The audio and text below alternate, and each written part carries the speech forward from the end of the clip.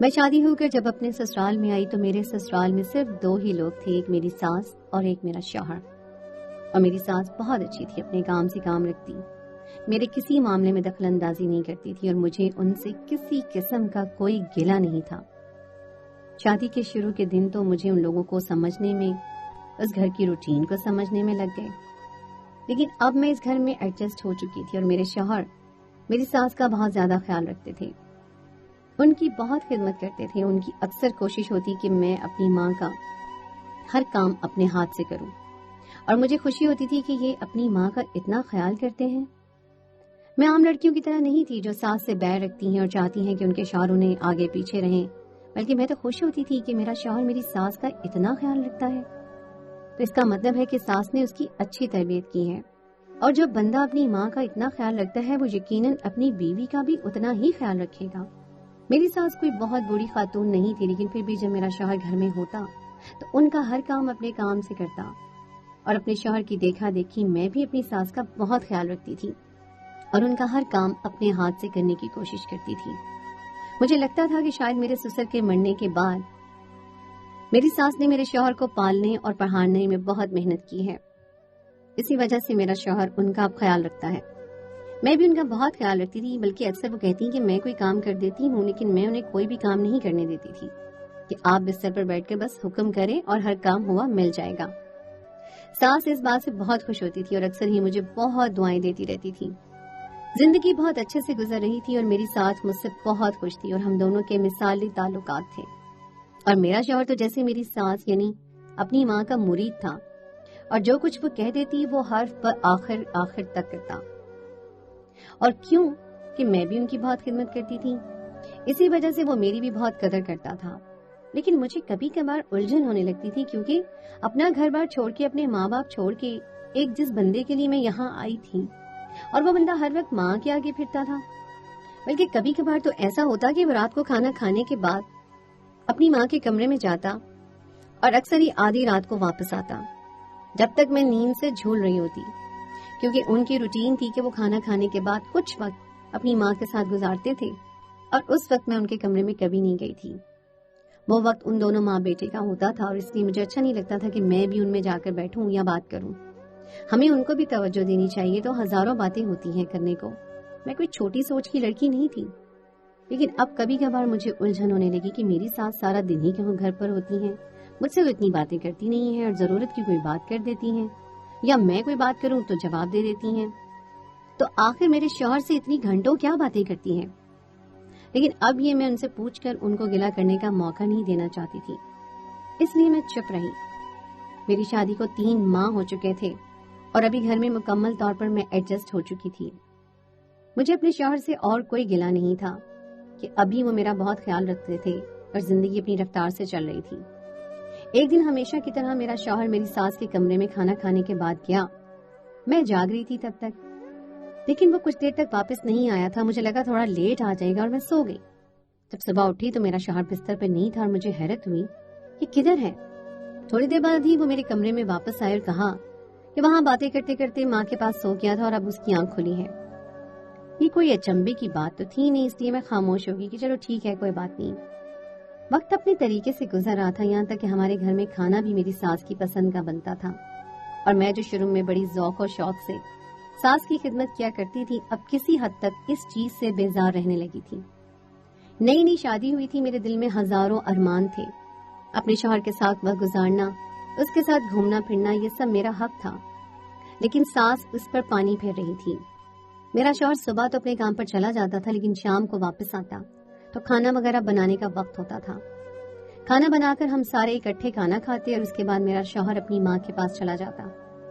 میرے لیے اس کے پاس وقت نہیں تھا، اور رات کو جب وہ کمرے میں آتا تب تک نیند میں ہوتی تھی، اور زندگی ایسے ہی چل رہی تھی۔ مجھے میری ماں نے کسی سے بیر رکھنا نہیں سکھایا تھا، اس لیے مجھے اپنی ساس سے کوئی بیر نہیں تھا، لیکن جس طریقے کے ان کے کام تھے اور جس طرح وہ میرے شوہر پر قبضہ جما کر بیٹھ گئی تھیں، اس وجہ سے کسی نہ کسی حد تک مجھے اختلاف ضرور تھا، اور آہستہ آہستہ میرا رویہ بھی ان کے ساتھ بدلتا جا رہا تھا۔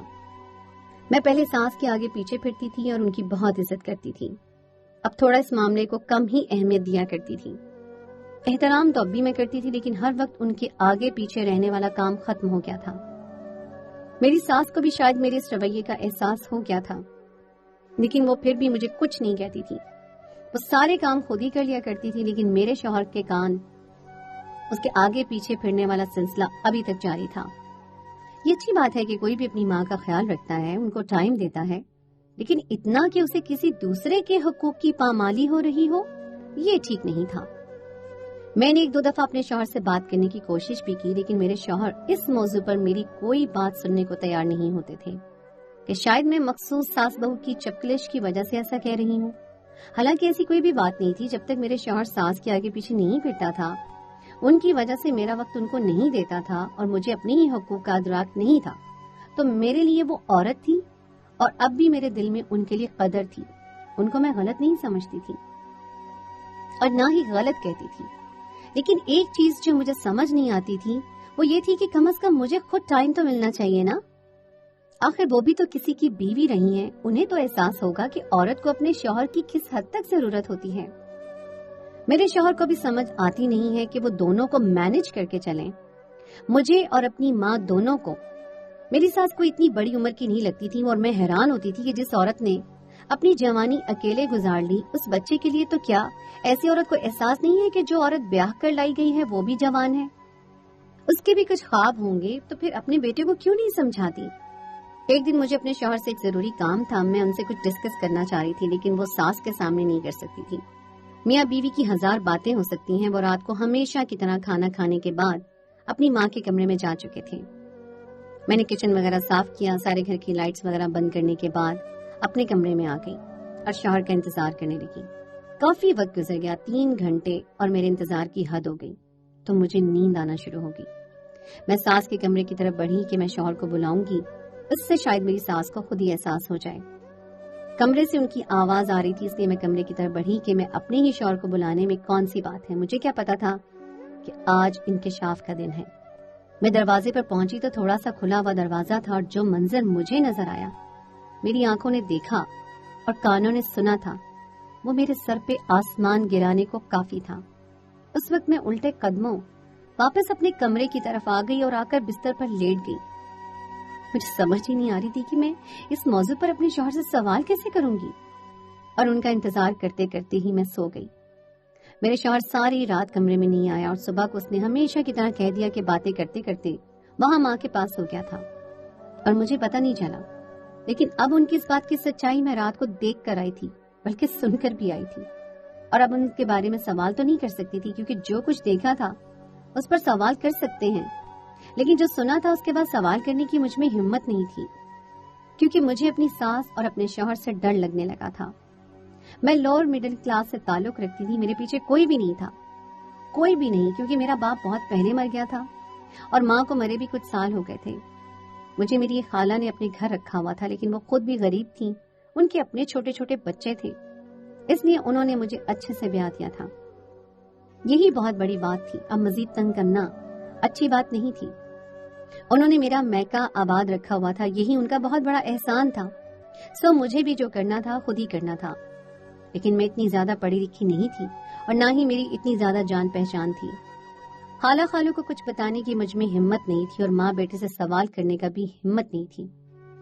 اس سے پہلے کہ میں ماں بیٹے کو بہت مہان سمجھتی رہی کہ لوگ بہت اچھے ہیں، اور ان سے صرف ایک ہی مجھے گلہ ہوا کرتا تھا کہ میرے شوہر کے پاس صرف میرے لیے وقت نہیں ہے۔ لیکن اس رات کے بعد میری آنکھیں کھل گئیں اور میں نے خود اپنے ارد گرد غور کرنا شروع کیا کہ میری اتنی خوبصورت اور اچھی ساس ہے، ہمارے گھر میں کبھی کوئی سسرالی رشتہ دار نہیں آیا، نہ میری ساس کے میکے سے کبھی کوئی آیا، اور نہ ہی اس کے سسرال سے میرے شوہر کا کوئی دوست نہیں تھا، اور جو تھے بھی تو ان میں کوئی بھی گھر نہیں آیا یا ان میں کوئی فیملی میں نہیں تھا۔ لیکن کبھی بہت ضرورت ہو تو کبھی میرے ساتھ وہ چلی جاتی تھی، کوئی موت ہو یا خوشی میں، اس کے علاوہ تو کوئی بھی کبھی بھی ہمارے گھر نہیں آیا تھا، نہ ہم کبھی کسی کے گھر گئے تھے، یعنی کہ ہم الگ تھلگ زندگی گزار رہے تھے۔ اس بات پر تو میں نے کبھی غور کرنے کی ضرورت ہی نہیں سمجھی تھی، لیکن اب مجھے لگ رہا تھا کہ مجھے یہ سب پہلے سوچنا چاہیے تھا۔ یہ سب تو پہلے سے ہی مشکوک تھے اور میں نہ جانے ان کو کیا سمجھتی رہی۔ اب میں اپنی ساس سے تو کٹتی رہتی تھی، اپنے شوہر سے بھی کٹی ہوئی رہنے لگی، और मैं शायद उनसे डर की वजह से उनके करीब नहीं जाती थी। अब तो मेरा शौहर अगर रात को मेरे कमरे में नहीं आता था तो मुझे ज्यादा खुशी होती थी, और मैं शायद उनसे डर की वजह से उनके करीब नहीं जाना चाहती थी, क्योंकि सारा दिन के लिए सास के साथ रहते हुए भी मुझे डर लगता था, और उसके साथ साथ मुझे अपने शौहर और सास से नफरत भी महसूस हो रही थी। मेरी सास को मेरे इस रवैये से कुछ महसूस होने लगा था, इसलिए अब वो मुझे कभी कभार पूछती रहती कि तुम्हें कोई क्या मसला है, तुम क्यों मेरे पास नहीं बैठती, मैं बहुत बोर होती रहती हूँ, तुम मुझे कोई काम भी नहीं करने देती और मेरे पास बैठती भी नहीं हो, तुम सारे काम छोड़ो मेरे पास बैठ जाओ, थोड़ी देर बातें कर लेते हैं। लेकिन मैं उनसे क्या बातें करती। पहले अगर वो ऐसी कोई बात मुझे कहती थी तो मुझे खुशी होती थी कि मेरी सास कितनी अच्छी है, उसे मेरे एहसास है, लेकिन अब उनके पास बैठने से भी मुझे डर लगता था। इसलिए मैं किसी न किसी काम का बहाना करके थोड़ी देर बाद उठ जाती और किचन से जरा जल्दी जल्दी फारिग होके खामोशी से जाती और अपने कमरे में सो जाती। अब मैं अपने शौहर का कभी उनका आने का इंतजार नहीं करती थी। कभी वो जल्दी आ भी जाते तो भी मैं सो रही होती थी। इस मामले को तकरीबन 1 साल गुजर चुका था और अब मेरी सास के साथ साथ मेरे शौहर को भी मेरे रवैये में तब्दीली महसूस होना शुरू हो गई थी, और अब वो भी कभी कभार मुझसे सवाल करने लगे थे, लेकिन उसके किसी सवाल का मेरे पास जवाब नहीं था और ना ही मैं जवाब देना चाहती थी, क्योंकि जो कुछ उस रात को मैं देख चुकी थी उसके बाद उनको कुछ भी कहना या बताना मेरे लिए मुमकिन नहीं रहा था। मुझे एक डर सा लगा रहता था कि अब ये दोनों माँ बेटा मिलकर मेरे साथ क्या खेल खेलेंगे, और यही डर ही लगा था जो मुझे हर वक्त परेशान करता था।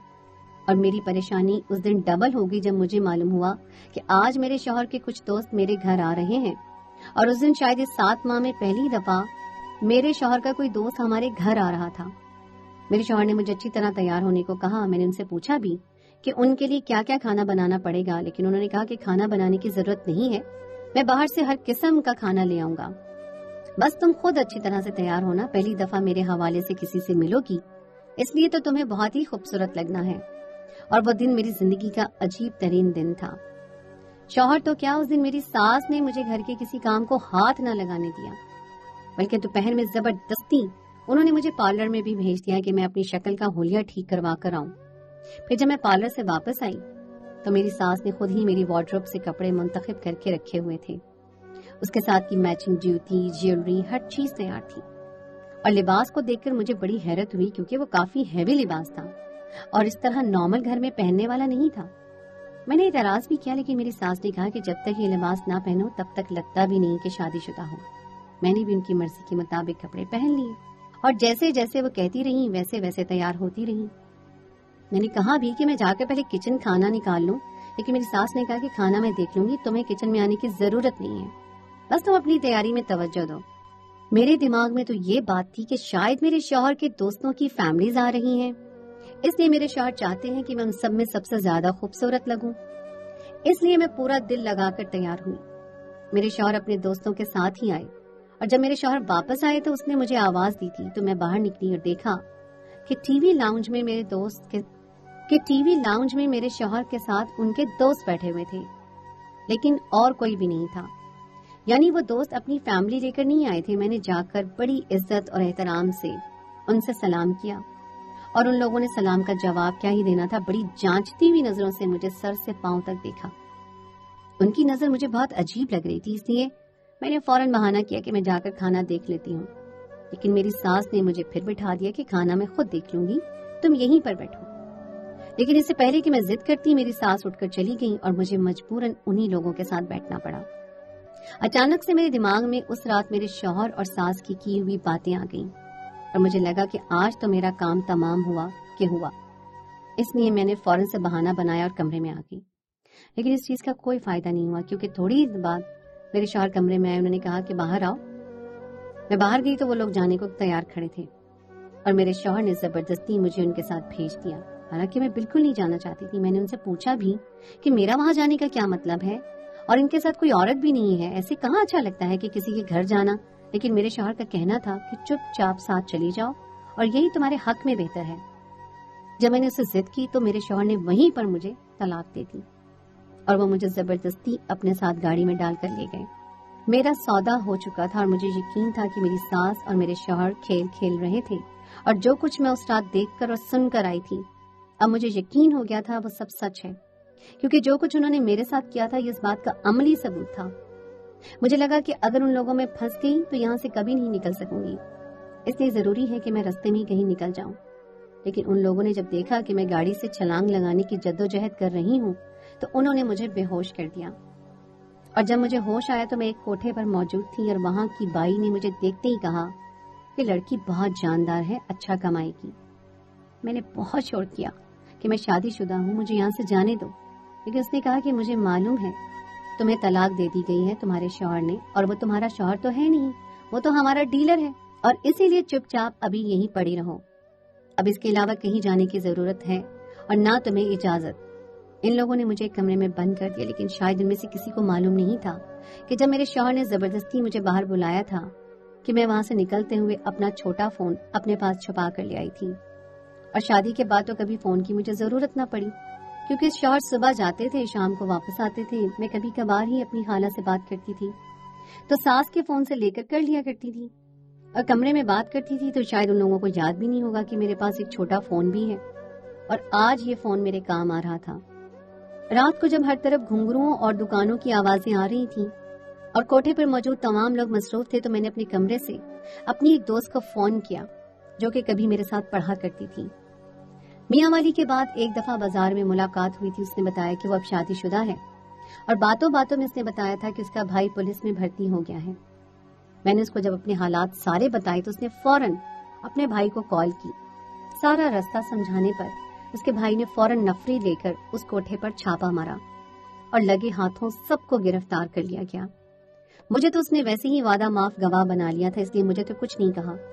میرے لیے سب سے مشکل کام یہ تھا کہ میں اپنے خاندان کا سامنا کیسے کروں گی، اور دوسری بات مجھے ان ماں بیٹے کی اصلیت معلوم کرنی تھی، کیونکہ اس رات میں دیکھ چکی تھی کہ وہ دونوں ماں بیٹا نہیں ہیں، کیونکہ ان کی حرکتیں بالکل بھی ماں بیٹے والی نہیں تھی، اور دوسری بات کہ وہ لوگ یہی بات کر رہے تھے کہ کچھ عرصہ اس لڑکی کو اپنے پاس رکھنا پڑے گا۔ اب مجھے کیا معلوم تھا کہ وہ لوگ مجھے ماریں گے نہیں بلکہ وہ لوگ تو میرا سودا کر دیں گے۔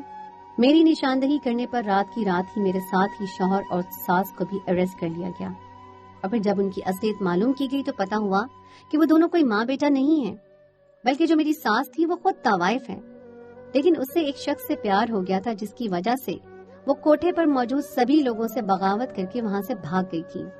لیکن اس بندے کے گھر جانے پر اس نے اس کا اپنے ساتھ رشتہ تو بنایا لیکن اپنے گھر میں نہیں رکھا، اور یہ لڑکا اس کا بیٹا تھا۔ پھر وہ بندہ فوت ہو گیا اور اس کی بیوی پہلے فوت ہو چکی تھی۔ سارے کاروبار پر اس کے ساتھ کام کرنے والے قبضہ کر چکے تھے، اس لیے ان دونوں کو وہاں سے بھاگنا پڑا، اور ان لوگوں نے پھر یہی کاروبار بنا لیا۔ یہ دونوں ماں بیٹا بہن بھائی بن کے مختلف شہروں میں رہتے اور ایسی لڑکی کو دیکھتے جو کہ خوبصورت ہو لیکن غریب ہو اور اس کے آگے پیچھے کوئی نہ ہو، ان سے اچھا بن کر ملتے، ان سے شادی کرتے، کچھ عرصے بعد اسے بیچ دیتے اور دوسرے شہر میں دوسرے شکار کی تلاش میں چلے جاتے۔ یہ لوگ نہ جانے کتنی لڑکیوں کی زندگی خراب کر چکے تھے، اور میرا شوہر کوئی نوکری نہیں کرتا تھا، بس صبح ہی صبح اپنے شکار کی تلاش میں چلا جاتا تھا اور شام کو واپس آتا تھا۔ لگتا تھا کہ وہ نوکری کرتا ہے اور میں شاید اس کے گلے میں پڑی ہوئی وہ ہڈی تھی جو سب سے زیادہ وقت ان کے پاس رہی، کیونکہ وہ لوگ کسی بھی لڑکی کو 1 ماہ سے زیادہ اپنے پاس نہیں رکھتے تھے، جبکہ میں ان کے پاس 13-14 ماہ رہی تھی، اور وجہ یہی تھی کہ ان لوگوں کو میرے حسن کے مطابق کوئی ڈیلر نہیں مل رہا تھا جو ان کو میرے حسن کے مطابق رقم فراہم کرتا، اور کچھ میں خود بہت زیادہ سادہ تھی، اس وجہ سے بھی ان لوگوں کو لگتا تھا کہ زیادہ رقم نہیں ملے گی۔ وہ جس کو بھی میری تصویر دکھاتے تھے ان سب کو لگتا تھا کہ لڑکی پر بہت محنت کرنی پڑے گی، اور مجھے نہیں خریدتے تھے۔ ایک یہ لوگ تھے جنہوں نے مجھے خریدا، اور یہ بھی اس لیے کہ انہوں نے اس دن مجھے بہت پیارا تیار ہوا دیکھ لیا اور انہیں لگا کہ زیادہ محنت نہیں کرنی پڑے گی، لیکن انہیں کیا معلوم تھا کہ یہ سب کچھ بیچ کر مجھے خرید کر نہ صرف اپنی آخرت خراب کر رہے ہیں بلکہ دنیا میں بھی ان کے لیے سزا تیار کر کے رکھی گئی ہے۔ تو دوستو، یہ تھی میری آج کی کہانی۔ امید ہے آپ کو آج کی کہانی پسند آئی ہوگی۔ کہانی اچھی لگے تو اس کو لائک ضرور کیجیے، اپنے دوستوں کے ساتھ شیئر کیجیے